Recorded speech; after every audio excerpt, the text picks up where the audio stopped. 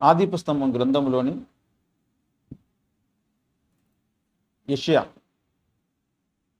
యెషయా ప్రవక్తను గురించి క్రైస్తవ బోధకులు ఎన్నో ప్రసంగాలు చేస్తారు. కానీ గత 2000 సంవత్సరాలుగా క్రైస్తవ బోధకులు ప్రసంగికులు అందరూ విస్మరించిన ఒక కోణం యెషయా మీద ఉండిన అభిషేకంలోని ఆ రహస్య విభాగం యెషయా గ్రంథం 8వ అధ్యాయంలో వ్రాయబడి ఉంది. గమనించండి.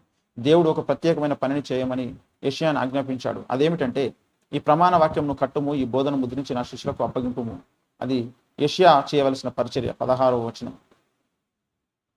ప్రమాణ వాక్యం అంటే ఏమిటి? ప్రమాణం అంటే కొలబద్ద అన్నమాట. ప్రమాణ వాక్యం అంటే బోధల విషయంలో కొలబద్ద అన్నమాట. దేవుని ప్రజలకు వాక్యోపదేశం ఎలా చేయాలో, ఏ సంగతులు బోధించాలో, ఏది బోధించకూడదో, లేఖనాలను ఎలా విభజించాలో, ఎలా వ్యాఖ్యానించాలో, దానికి అవసరమైన నియమ నిబంధనలు, పద్ధతులు బోధకులకు నేర్పించడం అన్నమాట. ప్రమాణ వాక్యం అంటే అది అర్థం. ఇదంతా నా సొంత అభిప్రాయం కాదు. ప్రమాణ వాక్యం అన్న మాటకు దేవుడే చెప్పిన నిర్వచనం, దేవుడే చెప్పిన అర్థం అది. వినండి, దేవుడు ఏమంటున్నాడు. ధర్మశాస్త్రమును ప్రమాణ వాక్యమును విచారించుడి, ఈ వాక్య ప్రకారం వారు బోధించని ఎడల వారికి అరుణోదయం కలగదు అని యెషయా 8:20లో చెబుతున్నాడు. అది అసలు విషయం. దేవుని వాక్యాన్ని బోధించేవారు తమకు ఇష్టం వచ్చినట్టు బోధించకూడదు. తమకు తోచినట్టు లేఖనాలకు వ్యాఖ్యానం చెప్పకూడదు. వాక్యాన్ని బోధించేవారు ఒక ప్రమాణ వాక్యాన్ని అనుసరించి బోధించాలి. అలా ప్రమాణ వాక్యం ప్రకారం బోధించకపోతే వారికి అరుణోదయం కలగదు అట. అరుణోదయం అంటే ఏమిటి? అరుణోదయం అంటే సూర్యోదయం. సూర్యోదయం దేనికి సూచన? సూర్యుడు మన ప్రభు అయిన యేసుకు సూచన. సూర్యోదయం మన నీతి సూర్యుడు ఉదయించడానికి సూచన. నీతి సూర్యోదయం అంటే ఏమిటి? నీతి సూర్యోదయం అంటే యేసు రెండవ రాకడ అన్నమాట. మనకు నీతి సూర్యోదయం లేక అరుణోదయం కలగడం అంటే మనం రెండవ రాకడలో ప్రభువును ఎదుర్కోవడం అన్నమాట. ఎవరికైనా అరుణోదయం కలగాలంటే, ఎవరైనా నీతి సూర్యుడిని మధ్యాకాశంలో ఎదుర్కోవాలి అంటే వారు అడ్డగోలు బోధలు చేయకూడదు, నమ్మకూడదు.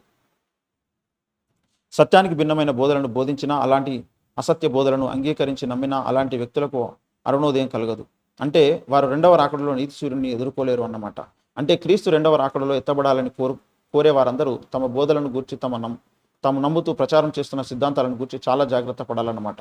ప్రతి బోధకుడు, ప్రతి విశ్వాసి తన సిద్ధాంతాన్ని దేవుడు సిద్ధపరిచిన ఒక ప్రమాణ వాక్యం ప్రకారం సరిచేసుకోవాలి, దిద్దుకోవాలి.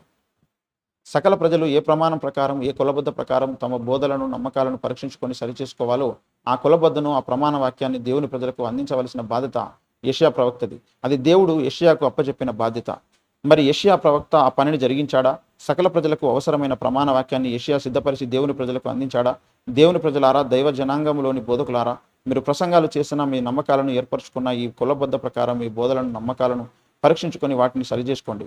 మీరు దేవుని వాక్యాన్ని వివరించవలసిన విధానం, బోధించవలసిన పద్ధతి, మీరు దైవ గ్రంథాన్ని అర్థం చేసుకోవలసిన విధానం ఇది అంటూ యెషయా ప్రవక్త ఒక కులబద్ధను ఏమైనా ఏర్పాటు చేశాడా?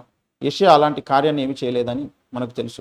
మరి యెషయా దేవుని ప్రజల కోసం ప్రమాణ వాక్యాన్ని స్థాపించలేదు. దేవుని గ్రంథంలో ఆ ఆదేశం ఉన్నందుచేత ఎవరో ఒకరు ప్రమాణ వాక్యాన్ని స్థాపించక తప్పదు. ఎవరో ఒక ప్రవక్త వచ్చి ప్రమాణ వాక్యాన్ని స్థాపించకపోతే దేవుని ప్రజలు తమ సిద్ధాంతాలను, నమ్మకాలను ఎలా సరిచేసుకుంటారు?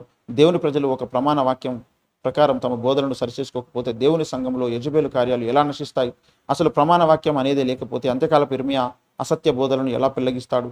అందుచేత అంత్యకాలంలో క్రీస్తు సంఘంలోని గందరగోళం తొలగిపోయి సకల క్రైస్తవ ప్రజలు రాకడలో ఎత్తబడి దేవుడు తమకు సిద్ధపరిచిన మహిమలో చేరాలంటే ఒక జెరుబ్బెబెలు బబులోను వేశ్యతో వాదించాలి. ఒక ఇర్మియా అసత్య బోధలను పెళ్లగించి విరగొట్టాలి. ఒక మోషే తన స్వార్థ సందేశంతో ఈ లోకంలోని సకల మత గ్రంథాల సారాంశాన్ని మృంగివేస్తూ క్రీస్తు స్వార్థను ప్రకటించాలి. ఈ సకల కార్యాలు జరగాలంటే మొదట యెషయా పరిచర్య అంత్యకాలంలో జరగాలి. దేవుని సంఘంలో ఒక ప్రమాణ వాక్యం అనేది నెలకొల్పబడాలి.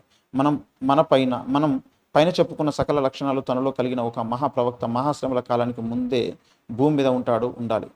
అతడు తన అమోఘమైన తర్క జ్ఞానంతో, లేఖన పరిజ్ఞానంతో, బైబిల్ వ్యాఖ్యాన పద్ధతులతో పిల్లకాయ వేషాలకు అలవాటు పడిన అంత్యకాలపు క్రైస్తవ ప్రజలను మొదటి శతాబ్దపు తండ్రుల వైపు త్రిప్పుతాడు. అటువంటి అద్భుత ప్రవక్త పరిచర్య ద్వారా ప్రపంచవ్యాప్తంగా కోట్లాది మంది భక్తులు సత్యంలో ప్రతిష్ఠింపబడతారు. ఆ తర్వాత మహాశ్రమల కాలం ప్రారంభమవుతుంది. ఆ మహాశ్రమల కాలంలో 2 సాక్షులు యెరూషలేములోనే ప్రవచిస్తారు.